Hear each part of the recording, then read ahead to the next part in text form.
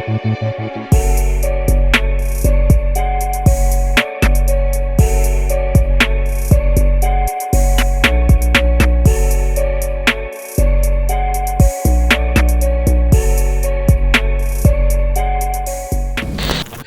day, guys. Welcome back to the channel. Today's video is a bit different. In today's video, I'm going to be showing you guys how I mix trap beats from start to finish. I'm just going to play this and let's take a listen to how it sounds.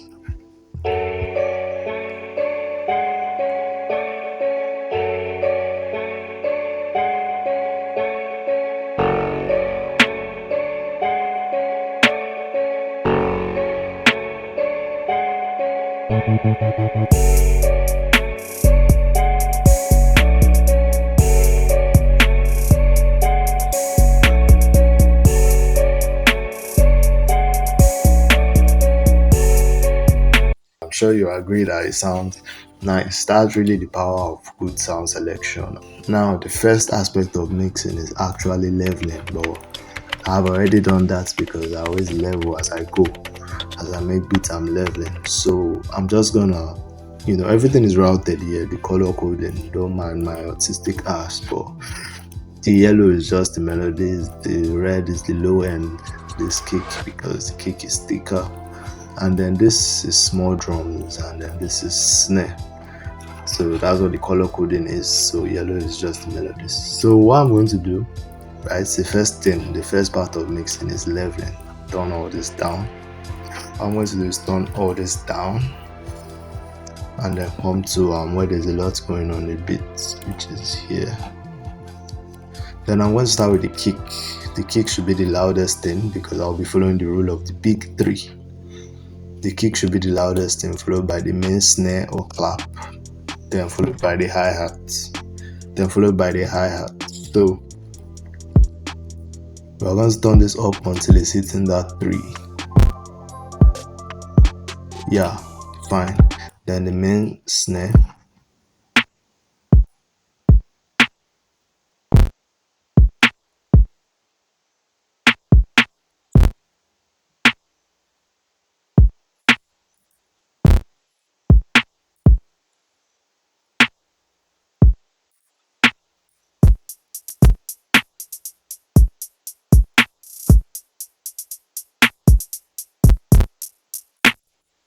Right, so let me turn this up.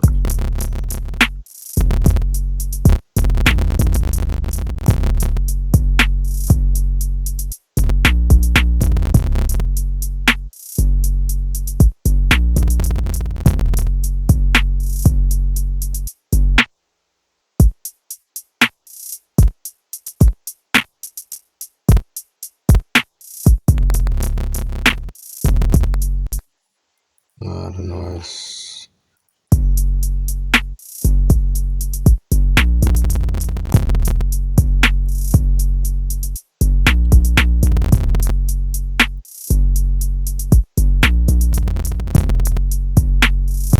So yeah, I'm going to turn this on up too.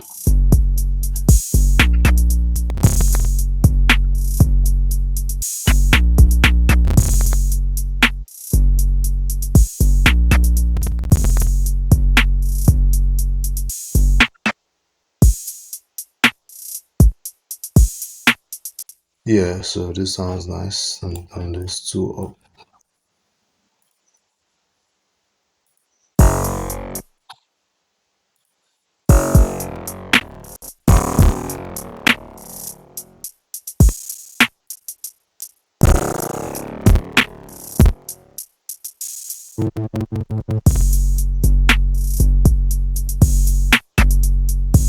Okay, this knob down here, which there's 2 knobs, the panning knob and this knob. If you look to the left up here, you're going to see it. So this is stereo separation, this is the panning. So this is a bass. I don't know if you heard it, but it's sort of moving left and right. It's moving a little bit, and I don't want that, so that's why I'm turning this up. See, this is more to the middle, this is more random. Yeah. So that's what this is for. So I think everything is leveled now. All that remains is the melodies. So let's get to the melody part.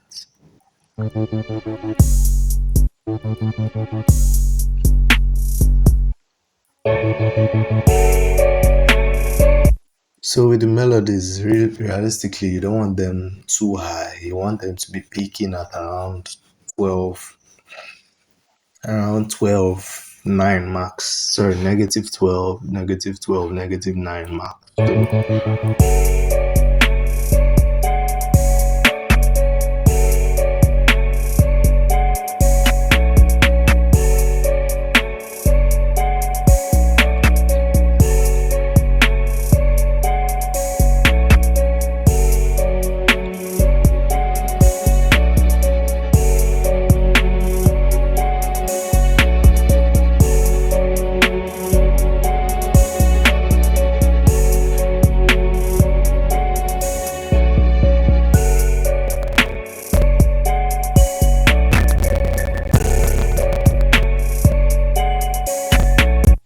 Right. So the level sound great. The levels sound great. So what we're going to move into next is panning. I'm sure everybody watching this video understands what panning is, but I'm just going to give the general idea and why it's important in mixing. Right. So everything by default, right, except the plugin itself. The plugin instance has some effects that changes the stereo or you panned it in the pattern. But if you didn't touch any of this and the plugin effects doesn't have anything, every single thing is going to play at the middle. So that means the kick, the instruments, the piano, the strings, the bass, the 808s, the kick, the snare, the hi-hat, the extra clap, every single thing is going to be playing at the middle. So of course, when they play at the same time, some things are going to drown out, they are going to be less pronounced. So the purpose of panning, right, is to ensure that okay, everything is, even when stuff are playing at the same time, everything is heard, everything is felt, everything is pronounced, everything has its own space in the mix.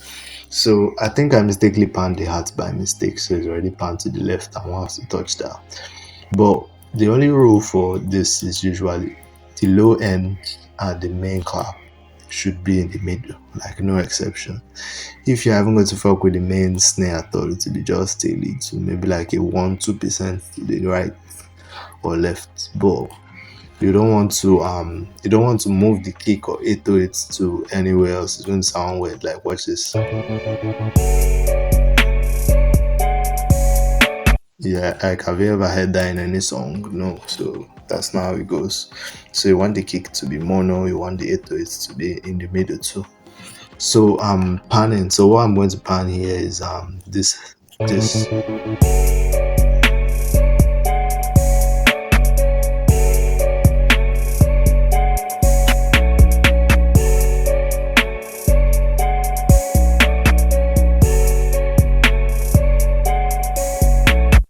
could even pan this a little bit. Yeah, so this stereo separation, as I merge this place so that the bass is more together towards the middle, I can expand this. So I want to expand this because this is a pad.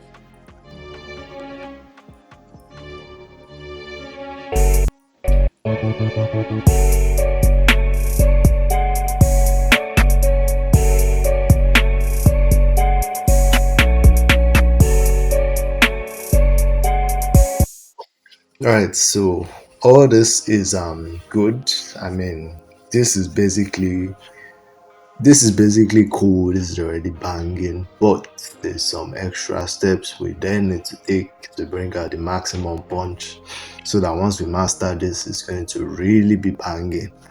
Now, for that's when I introduce in this concept called bosses. You've probably heard of it before. Maybe you didn't give it. Maybe you checked what it was. Maybe you checked it in depth. Maybe you didn't. You most likely didn't. It's a boring concept, but bosses are really what are going to bring your production, like beats in beat making, vocals, and whatever it is. Bosses will really bring your production to life. Like once I learned the fundamentals of like bosses, sense, all of those things. it like I felt it in my production. It went up. So stick with me and really understand what I'm doing in every step. Anyway, I'm not skipping forward, so you should understand everything I'm saying. So I'm going to right click here, rename remaster. Then I'm going to color that white. Then I'm going to take this one into unrouted. Fine. But this two, I'm going to route it to originally to be like this. I've already done this before. This is my third time doing the video. It keeps getting fucked up for some reason. So it's usually here, so you just unroute it and route it to one. Then I named this one melody bus. Right. Then this one unroute it from one again, route it into two. Name this one melody reverb bus. Right, so this is moving in here, this is moving in here. Fine. So this is all the melody we have. So I then highlight everything, route to this track only, and route to this track. So now all that does is double the signal.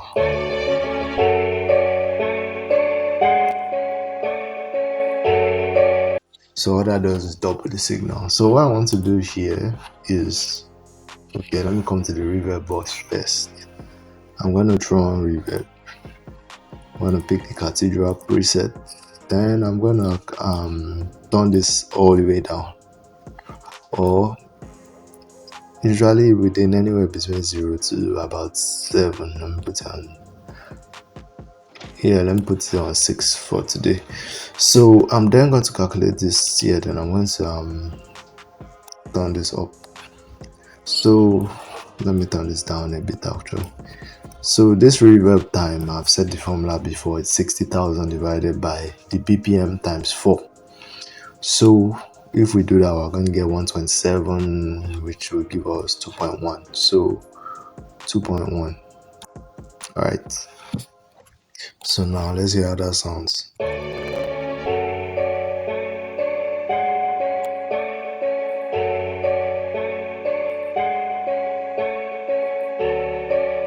Yeah, I'm sure you can agree that one has more power to it. One has more, you know what I'm talking about.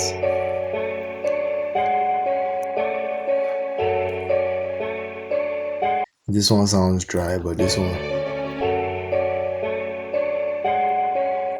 Right, so I want to EQ that a bit because reverb will introduce some extra stuff you don't want. Yeah, I don't want all this low end for obvious reasons. I don't want all this low end, so I'm gonna take this to a high pass and right click and take this to a 6 and da da da.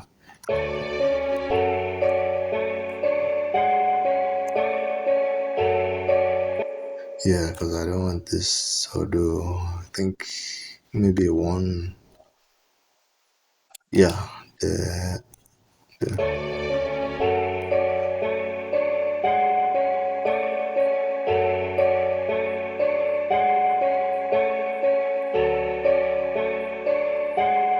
yeah, just shape it a little bit.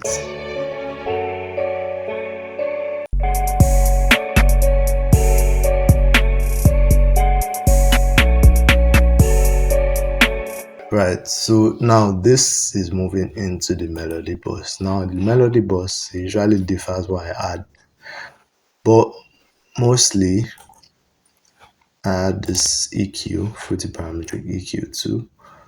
I turn this on to 8, turn this on to high pass, turn this down to cut off all the bass frequencies here.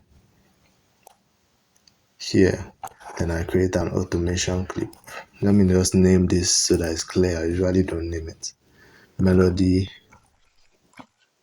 high pass. Right, so then I want to create an automation clip. Create automation clip. So now if you come here, you can see melody high pass. So now what this does, right, since we have all the melody coming in here, now let me actually color it so that let me color it the same color. We have all this melody coming in here, but this melodies also contain bass frequencies. So since they contain bass frequencies, when the 808 and any low end is playing, you don't really want it to be so pronounced. Because if it's so pronounced, if the bass notes are pronounced, it's going to be clashing. Even if it doesn't clash now, even if it doesn't clash now, when it gets to the point of mastering, it's gonna give issues when you boost it up, or when the artist is recording vocals, maybe he has a low voice, it's going to give issues at some point. So you don't really want your it, especially when it's loud. If it's Afrobeat now, it's it can be sort of permitted since a lot of Afrobeat goes into its groove, its percussion. That's where a lot of it goes into. But for this, that the bass is like very heavy, you don't want there to be bass in the melody too, because that's going to create issues. So that's the whole purpose of using this thing I just automated. So now I'm going to come down here and look for where there's low end. The low end here is the 808 and the bass. That's this bass. So everywhere where it's not, I'm going to turn it down, and everywhere where it is, I'm going to turn it up.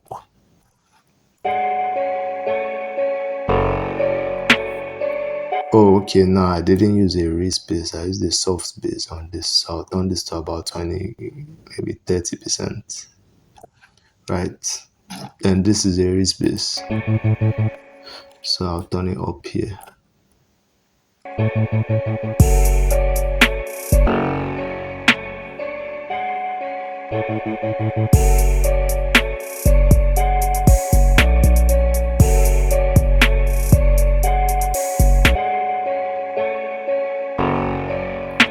Yeah, and I don't know if you're familiar with automation, but if you aren't, let me just explain that real quickly. This knob you see here, this is like, take it as like volume. This is like the amount of inputs, like so with this now, when it's here, that's like, so 30% of this effect I added is what's playing. That's how it works. So it's 30% of this that is being input. When it goes to 100, it's 100% that's being input. So listen to the sound change. Let me mute every other thing. Let me just turn this on. And don't worry about these ones. These ones are just sound design. These automation clips. They don't have to do with as I explained before, there's two types of effects you can add. There's the sound design and there's the one that you put for mixing. So this one is sound design. I just added a gross beat preset here. Yeah, this was just to complement the bass.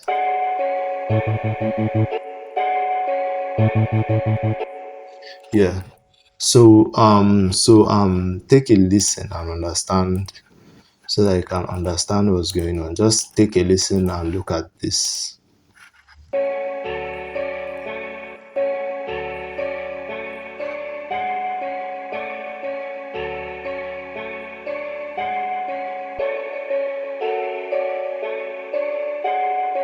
Yeah, so you notice that change, right? The change in the way it sounded. The high end changed a lot.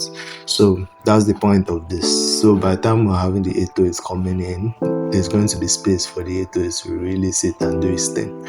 So let me unmute all this. So we got the bass again.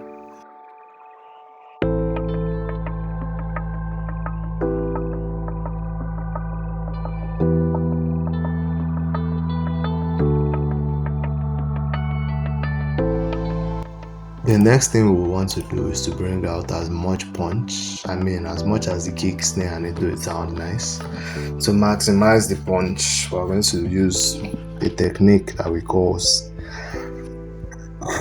maximize the punch, we're going to use a technique that we call side chaining. I'm sure you've heard of it before. You've seen it before. I've mentioned it a bunch of times in this channel, actually. So I'm just going to run through that again. So for this, right, since we have the kick and the 808 playing at some points, let me mute everything else so we can really hear what we're saying.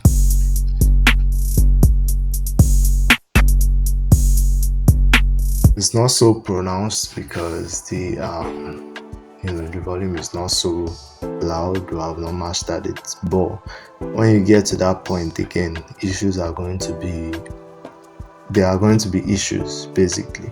So you want to do the best you can to make sure this kick and 808 are not clashing. And for that we use sidechain. Now most producers are just going to sidechain the kick and the snare. I know the snare. I don't know if you were aware that you need to sidechain the snare to the 808, but yes, you need to for maximum punch. Most producers will just sidechain this through on a fruity limiter and call it a day. But I love the use of buses, so again, I'm going to be using a bus. So for this, I'm just going to right click and name this sub bus, and then come here and name this 808 stereo. Right, so this 808, yeah, I've routed it already, my bad. But please take note of all this routing. It's important to get the routing or you get the wrong results. So the 808 stereo is going into the sub bus. The sub bus is feeding into the premaster. And why premaster? Why don't I route all this to the master? You might be wondering. Well, that's because the premaster is with FL sometimes when you have effects like, especially since I like to add like outro effects and intro effects, like I may put reverb or delay or automate the volume or grow speed or something like that. So with FL, there tends to sometimes be this, I don't know, latency or something when it's rendering. So there might be some of issue. So at the end, the reverb might not be clean, or it's weird, or at the beginning there's a weird click noise at the beginning, something like that. So I use Premaster so that even with if there's any latency, it's not going to affect the export, so that every single thing is going into the Premaster before it's going into the master. So if there's some form of latency, it's going to be fixed. That's why I use Premaster. Personal choice, but I just find it works. So I'm going to color this. Let me color this white too. Right. So I'm then going to take this 808 and route it sub bus, unroute it from here into the sub bus and the 808 stereo. Now don't play, I don't know if you're following along, don't play it out, it's going to obliterate your ears. So I then come onto this one, open the fruity parametric EQ and cut out the lows, turn this down, and to cut out a lot of the lows, turn this like a 4. Then create a little resonance here, somewhere here, turn it down some more.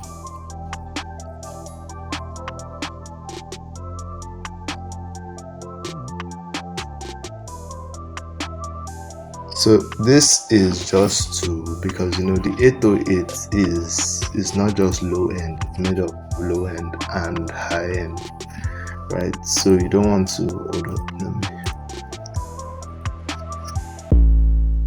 like the whole sound is defined by not just the low end but high end too. So you want it to be that the high end is pronounced too. That's why you double the signal. So listen.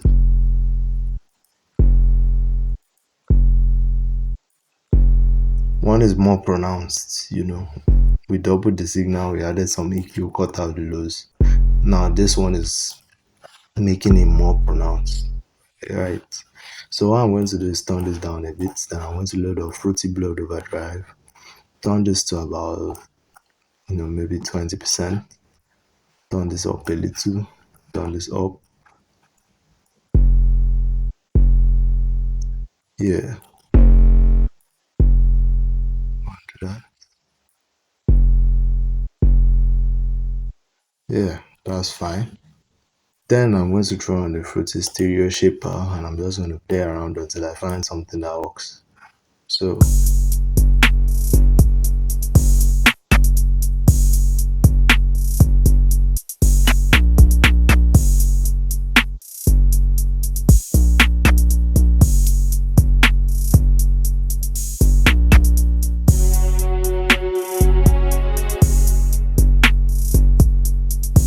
I actually like this one.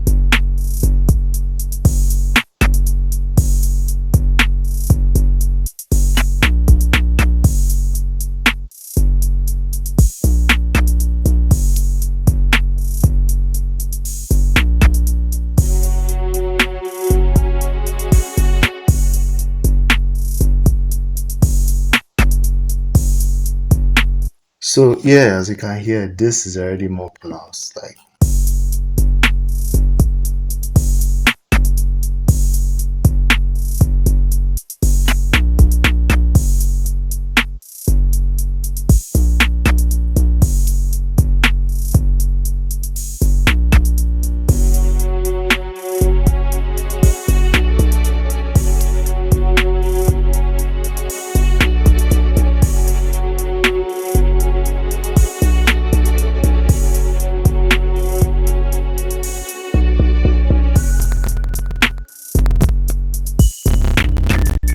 right. So with this now, this is moving into the sub boss fine.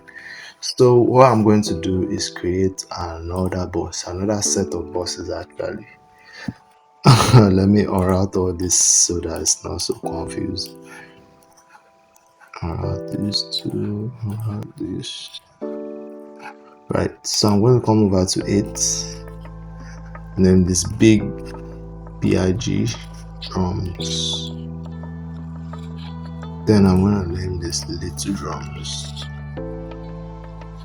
You'll see why in a second. Then I'm going to name this drum verb. And I'm going to name this drum boss.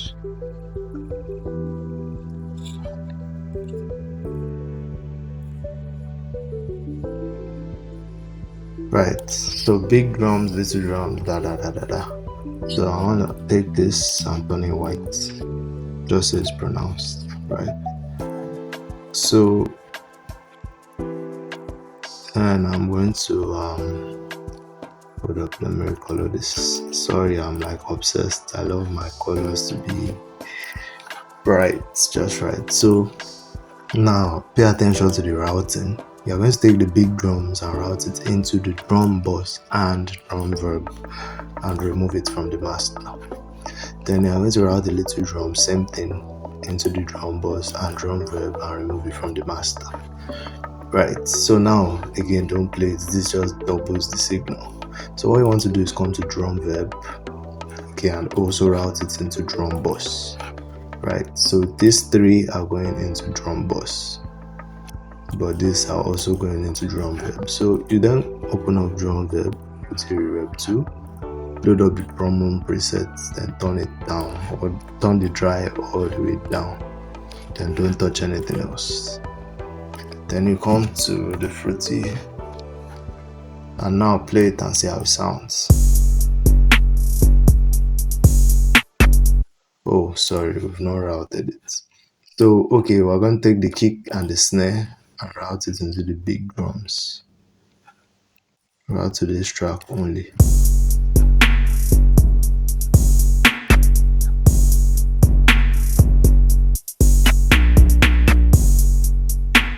Right, so that's not attractive, obviously. So you turn this. So you turn this down. Right click or da 6. So I want to make this a high pass actually, so it cuts cleanly. So you want to remove the low end from this. You don't want the low end in the reverb.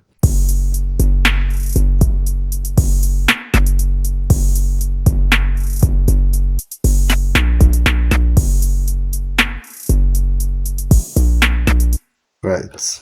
So you then take these ones, that's the small drums, and route it into little drums, route to this track only.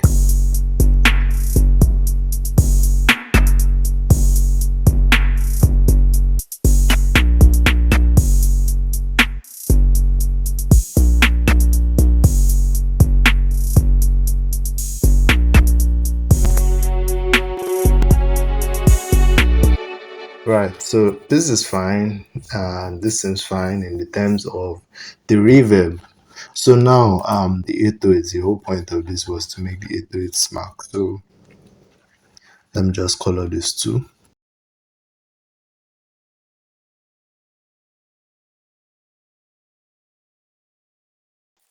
Right, so this is fine. So the whole point of the 808. So now the 808, everything is going into the sub bus. duplicated into the stereo, then the stereo is going into the sub bus. You then take the big drums, which is the kick and the main snare. That was in the big drums, and then you sidechain it to the sub bus. You do that by clicking. You can either just right click sidechain to this track, or you click and turn this all the way down. Same thing. So you then come over here, come to the fruity limiter, compressor. You right click and pick big drums. Now you turn this down. I think when we did the 60,000 thing, the answer was 127. So 127. You turn this release time to 127. Turn this down. In some cases, you won't turn it down. Then I turn the ratio to about 2.1, 2.2. Then I turn this down.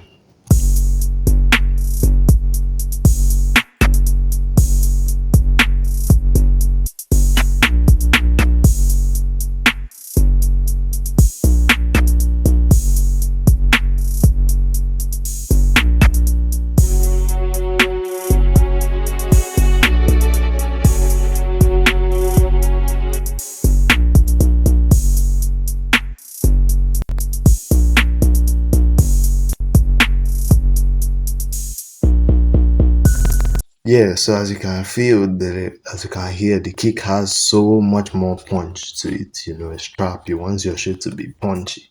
You want it to be hard. You want it to be punchy. Right. So we can now even take this a step further. That's really the power of these bosses. You can now take this a step further. And because now you have this in reverb. Sorry, let me turn this on.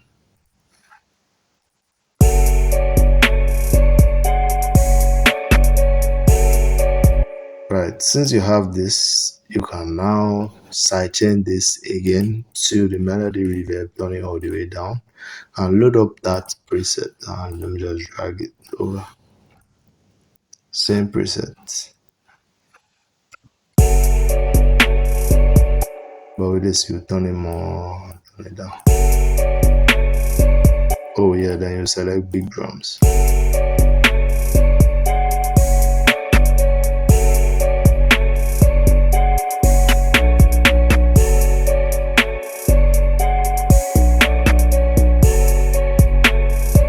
Yeah, it's just going to add a little. I don't know if you're feeling it, but I'm definitely feeling it. It's just going to add a little bit more clarity. Like each time the kick and snare plays, it just pulls it in. Like that reverb, it just sort of ducks it and then it comes back. So there's that extra punch. It's giving the illusion of the punch. Like really, what's really happening there is the stuff that is playing. Some of it is getting quieter. So it's not really like the kick is that hard. It's just a normal kick playing at the normal volume. But like making the 808 and those reverb go down at the same time just gives that illusion of the punch. So that's why I like this. Is a technique I just sort of found, stumbled across. I didn't even watch it anywhere, and I liked it, and I just thought to share with you guys in this video. So yeah, so that's something I've been doing. And then for the last part of the punch, you want to also sidechain it to the little drums, just so that the kick and snare are a bit more pronounced. But although this one is not going to be the docking is not going to be as hard as the previous one, so you're going to turn this up.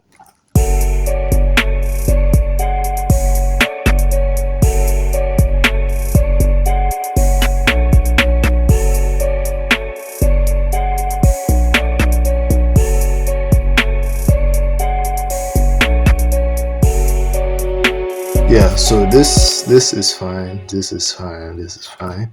The 808 is smacking, the kick is pronounced, the snare is coming through, the melody is fine. Yeah, I feel like we've done a great job here. So that's how I mix and master my trap beats. If you made it to the end of this video, yeah, go use these techniques to make your trap beat hit much harder, to make your beat hit 10 times harder. I would like to hear it. You can send it to my email. If you like this video, please drop a like, subscribe, and leave a comment on what you would like to see in the next video. I'll see you in the next video. Now let's take a listen to the final product.